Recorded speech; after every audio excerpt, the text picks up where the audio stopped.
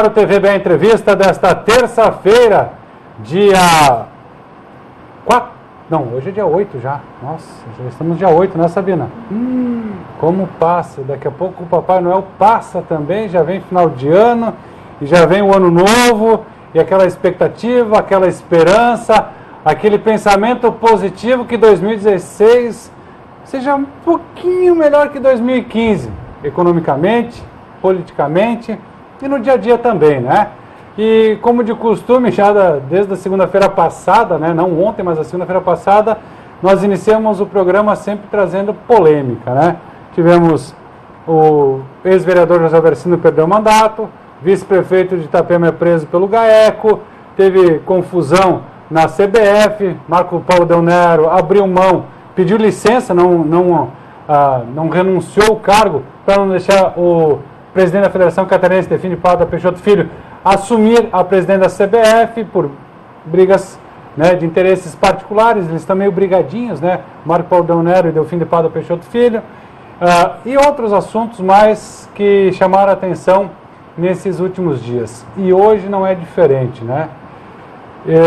Eu vou dizer o que, né? Depois de ontem, que era para ser a sessão que definiria os 65 nomes que seriam aí os 65 deputados que iriam aprovar ou não, né, o início dessa comissão que vai estudar, analisar e entrar com o pedido de impeachment da presidente Dilma Rousseff, já que o presidente Eduardo Cunha da Câmara dos Deputados aceitou o pedido do Tribunal de Justiça, aceitou, lá os juízes entraram com um pedido de impeachment da presidente, o presidente da casa, Eduardo Cunha, aceitou esse pedido. A comissão seria formada ontem, não foi, passou para hoje.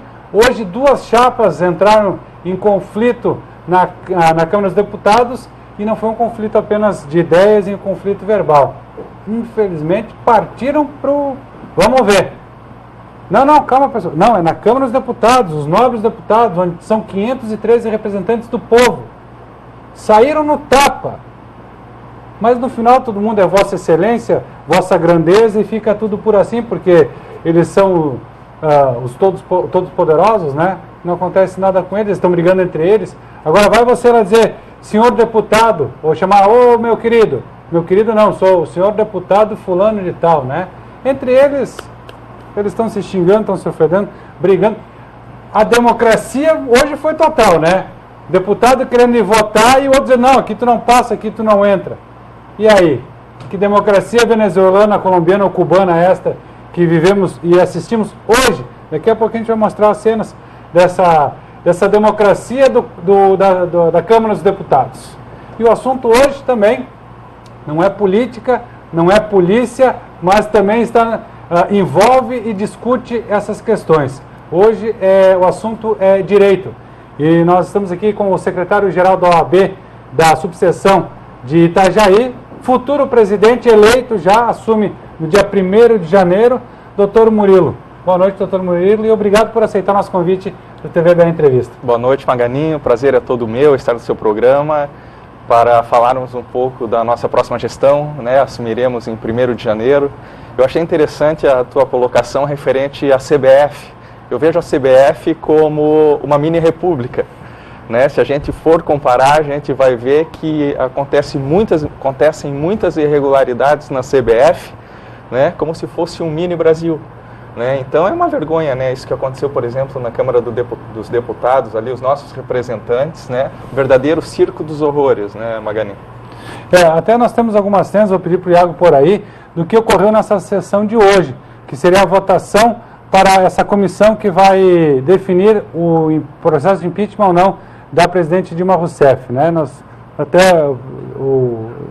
sei se nós temos que colocar a imagem agora, mas daqui a pouquinho a gente coloca então esse embate que foi. Mas até acho interessante, né, doutora? A gente comentou a respeito dessa questão. Até vou puxar de volta aqui, rapidamente aqui. Tem aí a palavra de alguns deputados e que fizeram pró e contra, né? E infelizmente nós tivemos uma cena onde a democracia, eu penso, ali foi esquecida. Que é o direito do voto obstruído por um próprio eleito por nós. Exatamente. Né? A partir do momento que sai do campo das ideias, que extrapola o campo das argumentações, é realmente um absurdo, né? Os deputados que estão lá justamente para representar e para nos dar o exemplo, não só na elaboração das leis, mas também de conduta, queira ou não, os deputados são uma pequena parcela, são uma dose, como eu sempre digo, deputado, vereador, é uma dose homeopática do povo que ele representa.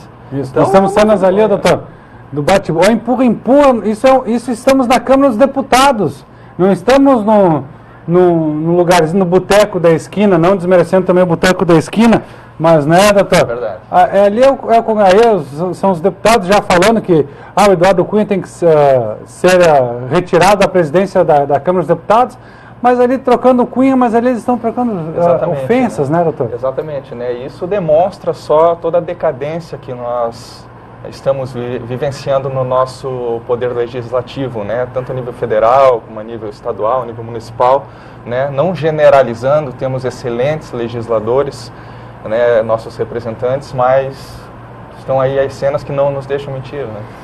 Até essa questão aí quando foi eleita a chapa 2, né? Era inicialmente uma chapa apenas, mas aí eram deputados governistas até. Eu peguei as imagens da Rede Globo, que passou hoje no Jornal Nacional, né, doutor? Para a gente pegar como exemplo. Obrigado a Sabina e o Iago aí pela colocação dessas imagens. E aí chama a atenção, havia apenas uma chapa. Essa chapa seria totalmente a favor do não impeachment. Aí você entrou com uma chapa 2, que seria a favor do impeachment. Na votação deu chapa 2. Então o pessoal quer discutir, não que seja o impeachment da presidente, mas quer discutir e trazer à tona esse problema todo político que o país passa. Exatamente, né? Isso demonstra como o processo ele não é só técnico, né? Mas ele é também político, né? No meu ponto de vista, essa proporção deveria pender para a questão técnica e não tanto para a questão política. Mas nós vimos aí pelas cenas que o fator político é muito forte, né, em toda essa questão, né? No meu ponto de vista, tem que ser apurado. Todas as irregularidades devem ser apuradas que a presidente eventualmente tenha cometido, e nesse caso realmente ela deve responder, se for o caso, sofrer o impeachment, né? Caso contrário, não vejo dessa forma. O impeachment, Maganin, eu creio que enfraqueceria sobremaneira a nossa democracia, né? Que já é consolidada, né? Segundo um critério utilizado pelas Nações Unidas, qualquer país que tenha tido mais de 2 eleições democráticas já é considerado uma democracia consolidada. E nós já vamos para a 6ª ou 7ª, se eu não me engano. Então o Brasil, em que pese todas as suas mazelas, é um país onde nós temos uma democracia consolidada. E seria talvez um risco nós termos um impeachment nesse momento. Agora, se for merecido, se houver questões técnicas que levem a essa decisão, sem dúvida nenhuma, esse deve ser o fim. Lembro de 92 também, né, doutor Murilo, quando se começou um processo de impeachment quando o atual presidente Fernando Collor de Mello. E ali a questão toda, a gente sabe que não é aquela questão apenas a Elba que entrou num rolo, mas existia também uma questão política, econômica e de briga de poderes ali no alto escalão, tanto da política quanto de outros setores. E se começou com o processo de impeachment e o Collor disse que não sairia. Quando ele viu que era para ser impeachment, ele pulou fora. Né? Então seria o segundo caso de solicitação de impeachment, mas não concretizado porque foi uma renúncia. Na verdade não foi o segundo caso, porque todos os presidentes, desde a Constituição Federal de 1988, tiveram pedidos de impeachment. O Fernando Henrique, por exemplo, se não me falha a memória, teve 34 pedidos de impeachment. O presidente Lula teve mais, e a Dilma, logicamente, que extrapolou esse número. Mas todos tiveram pedidos de impeachment, inclusive Itamar Franco. Né? Todos tiveram, só que não foram pedidos acatados pelo presidente da casa à época, né? Coisa que o Cunha, então, dessa vez aceitou o pedido e ele vai ser, então, votado pela Câmara. Até como se fala, o presidente da Câmara pediu impeachment. Ele não pediu coisa nenhuma, né, doutor? Ele apenas acolheu um pedido do Judiciário. Exatamente. Com cunho absolutamente político, claro, também, isso né? Sim. Mas, então, só para deixar registrado, todos os presidentes anteriores também tiveram pedidos de impeachment registrados, mas não acatados. Então, assim, foi até a parte do Judiciário, mas não foi encaminhado para a Câmara dos Deputados. Exatamente. Teve, além do Collor, teve um outro mas aí seria em 1922, 24, não tenho certeza, mas houve também uma entrada que o parlamento aceitou o impeachment também, mas isso na era moderna, como se diz, seria Collor de Mello e agora com a presidente Dilma Rousseff. E doutor, na área jurídica, como é que a gente pode analisar? O senhor já falou, politicamente enfraquece o país, mas na área judiciária, o judiciário pedindo a saída o impeachment seria a saída, né? Pedindo a saída da presidente da República, e o ponto principal até não são as questões da Lava Jato e Petrobras, sim as pedaladas fiscais. Exato. Que também não é uma novidade. Exatamente. Na verdade, tu falasse tudo, Magani. Não é uma novidade, né? Historicamente, essas pedaladas acontecem, né? Pelo menos isso é o que a gente tem lido na mídia, né? A gente acaba não acompanhando esses detalhes, esses meandros da política, mas a gente tem conhecimento que essas pedaladas, elas são recorrentes, né? Agora, de todo modo, como eu disse, eu entendo que deve ser apuradas as responsabilidades e deve ser feita a justiça, né? Se for para o presidente sofrer um impedimento, que assim seja. Aí já passa por essa questão dos 65 deputados titulares, mais 65 suplentes, que vão começar esse processo. Lembrando, a gente sempre procura lembrar aqui também, não é assim, a presidente já não pode governar. Não, ela continua governando normalmente. Sim. É apenas uma investigação, uma comissão que está para investigar a acusação do judiciário. Exatamente. Não seria nenhuma acusação, seria uma denúncia, né? Na verdade, Magani, essa decisão ela fica somente na Câmara Legislativa. Ela é uma decisão somente política. Ela não envolve o Judiciário. Logicamente que podem haver argumentos advindos do Judiciário que fulcrem essa decisão, mas a decisão ela é do Poder Legislativo somente. Até usando como exemplo aqui a questão que ocorre em Itajaí da CPI da Codetran. Não é um impeachment, já foi afastado o vereador José Alversino, mas a questão ali da CPI ela é totalmente política, porque a CPI não pode condenar, apenas indicar, né, o que foi o relatório, vai relatar o que foi visto dentro dessa eu acredito que a CPI da Câmara de Vereadores ela indique sim uma punição, mas dentro do que prevê as normas internas politicamente, da Câmara né? de Vereadores. Câmara de Vereadores. Sim. Eu acredito que é dessa forma que ocorra. Né? A CPI vai emitir um parecer opinando, enfim, pelo afastamento ou pelas sanções expressas nas normas internas da Câmara de Vereadores. E cada casa tem também as suas normas, né? Cada casa tem as suas normas, até né? porque são parecidas, mas cada casa tem as suas normas. Até na questão da perda do mandato do José Alversino foi por ficar mais de 121 dias afastado, né, das sessões, do dia a dia da Casa Legislativa. O motivo, justificável ou não, ele ficou afastado. Ficou 128. Por isso até a gente fala em cassado o mandato, não, ele foi, não é suspenso, ele foi, vamos fugir a palavra, não é cassado, ele foi, não é retirado, ele perdeu o mandato, não foi cassado. Então, na próxima eleição ele pode concorrer normalmente, se ele assim não for condenado, aí sim pela justiça. Exatamente. Né? Dessa forma. E doutor, assim, nós estamos falando nesse nível Brasil, nível local também, judicialmente, o senhor que tramita nos fóruns também, né, a gente sabe do grande poder que a justiça tem e ao mesmo tempo esse questionamento da população, mas por que não fez isso logo, por que não fez isso agora, por que não faz assim? Mas a nossa lei, nosso código também, ele é muito extenso e tem várias áreas de escape, né? Sem dúvida, Maganinho. O nosso Código Penal, para tu teres uma ideia, é de 1940. Né? Então ele está absolutamente defasado. Né? Ele, com o decorrer do tempo, ele vem sofrendo as adaptações, mas ele está absolutamente defasado. Né? Mas eu vejo que houve um grande progresso. Né? Como nós estávamos até comentando, se há um ano atrás alguém contasse que nós teríamos em Itajaí 4 vereadores presos, em Brasília tivéssemos um senador preso e tivesse acontecido tudo isso que aconteceu, ninguém acreditaria. Né? Então eu vejo que houve um grande avanço, né? Não só na investigação, mas na própria questão da apuração das irregularidades. Então eu vejo com bons olhos tudo isso que vem acontecendo.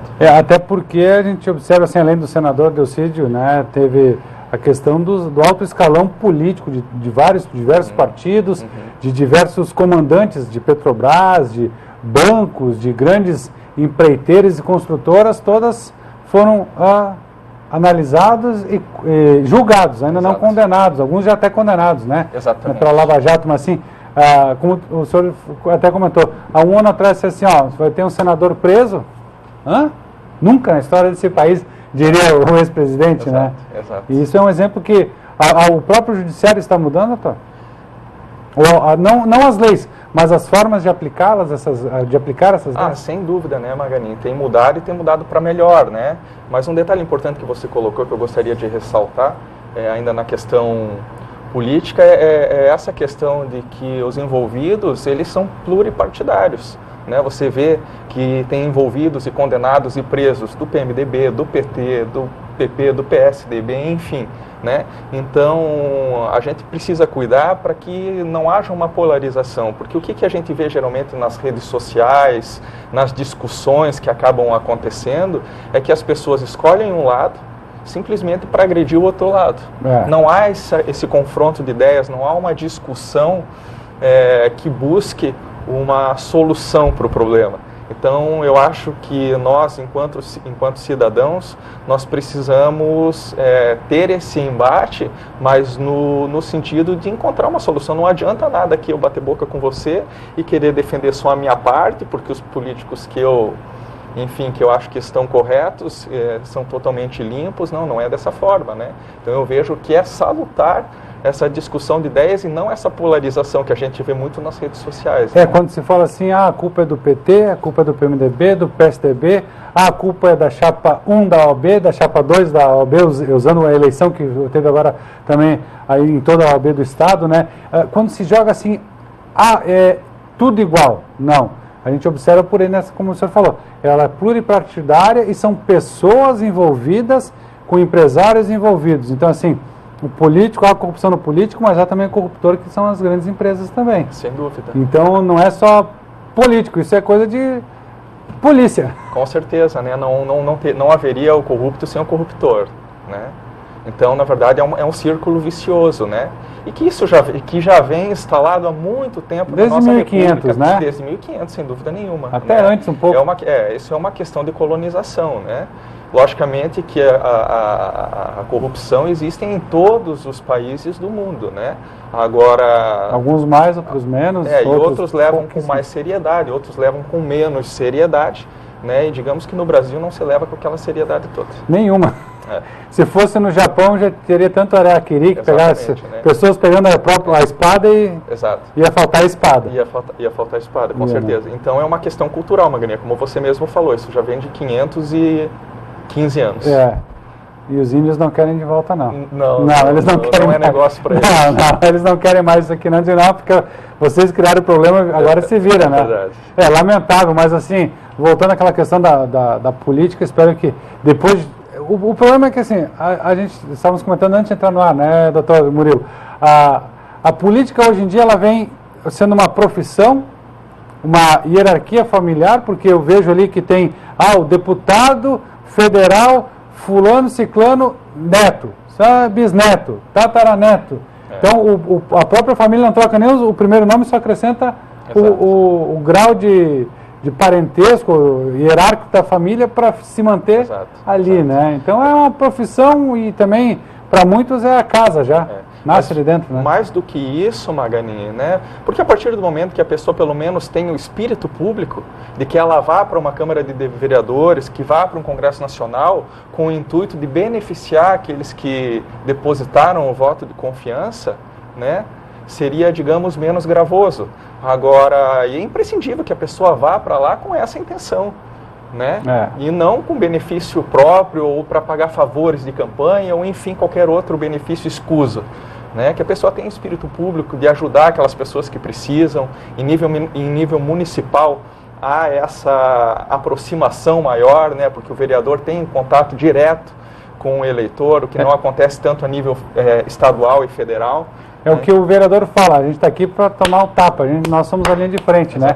O deputado estadual passa de vez em quando, o federal na época de eleição, e a presidente passa por cima, ela desce quando... a presidente que eu digo, em todos os sentidos, não a Dilma Rousseff, mas o presidente, ele é assim, ele passa por cima, ele só desce quando é interesse dele. Exatamente. Ou na época de campanha, que daí aí eles têm tempo para tudo, né, doutor? Então, nós esperamos, Maganin, até depois de...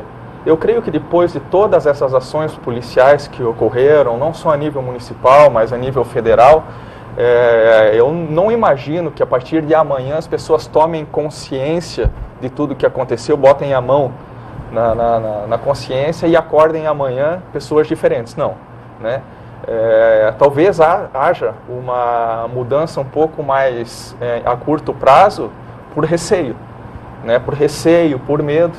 E nós temos que torcer para que as próximas gerações aprendam com o que está acontecendo hoje. Então é muito importante que nós eduquemos nossos filhos, né, explicando tudo isso que está acontecendo, para que eles tenham esse espírito público que a gente tem falado. E em contrapartida também a gente analisa, né, doutor, que eles estão lá porque alguém os colocou. E esses alguém somos nós. Sem dúvida, né? Sem dúvida, né? Como a gente havia ressaltado, né, o político nada mais é do que uma dose homeopática daqueles que votaram, né? E é lamentável porque ainda hoje, com todo o esclarecimento que existe, claro, a gente fala todo esclarecimento porque nós sabemos que a parte mais politizada que temos, que é São Paulo, Rio, né, para a região sul, região norte e nordeste, ela não é tão politizada, em alguns pontos sim, não desmerecendo, não sendo preconceituoso, mas sabe-se da miséria que muitos vivem, não só financeiramente, mas até politicamente, pelo acesso à informação, que nós aqui, todo mundo tem internet, todo mundo tem celular, todo mundo... Não é todo mundo. Aqui, pode ser que a grande maioria tenha, mas lá para cima é muito mais difícil até a própria energia elétrica e a água. Imagina uma internet e um telefone, né, doutor? Então, acho que é importante também a gente saber dessa politização que existe. Nós somos privilegiados pela informação e por isso que brigamos tanto e sofremos tanto, né? É verdade. É bem isso, Maganin. E a gente precisa ser sensível também à situação de todos os brasileiros, né? Somos uma nação, somos uma federação, então até há aquela questão da divisão. Né? Sul é meu país, né? Exatamente, né? Eu não acho conveniente, não acho correto, né? Somos o país, somos uma democracia, somos uma federação, né? Acho que somos todos irmãos, né? Não só no Brasil, mas no mundo todo, né? Se você vê, eu sempre digo, né? Se você vê uma foto do planeta Terra lá de fora, você não vai conseguir ver nenhuma fronteira. Sim. Né? O que talvez, né, a gente... Dessa forma, a gente conseguiria ver talvez o tamanho da nossa pequenez. Sim, né? E até a questão das fronteiras são fronteiras imaginárias. Exatamente. Né? Que nós achamos que passa por aqui, achamos que passa por ali, mas na verdade, de repente, não se passa em lugar algum. É verdade. São ilusões, né? Bom, estamos conversando com o Dr. Murilo, ele que é secretário-geral da OAB, subseção de Itajaí. A partir de 1º de janeiro é o presidente da OAB aqui do município de Itajaí. Começamos falando de um pouco de política, essa confusão hoje no Congresso Nacional, principalmente Câmara dos Deputados, que também foi um final de semana inteiro de movimentação, articulação, para saber quem é, quem não é, né? Então hoje, definido alguns nomes, a Chapa 2 venceu a votação e para a comissão pró-impeachment da presidente Dilma Rousseff, que vai analisar todas essas questões, e daqui a pouquinho, depois do nosso apoio cultural e do recado do Denise do Alásio Baixo, vamos voltar aí sim, vamos voltar a Itajaí, falando um pouquinho sobre a OAB aqui da cidade, algumas questões, alguns apontamentos da Ordem dos Advogados do Brasil, subseção Itajaí. É depois do recadinho do Denísio da Tamanho e também no nosso apoio cultural. Não sai daí.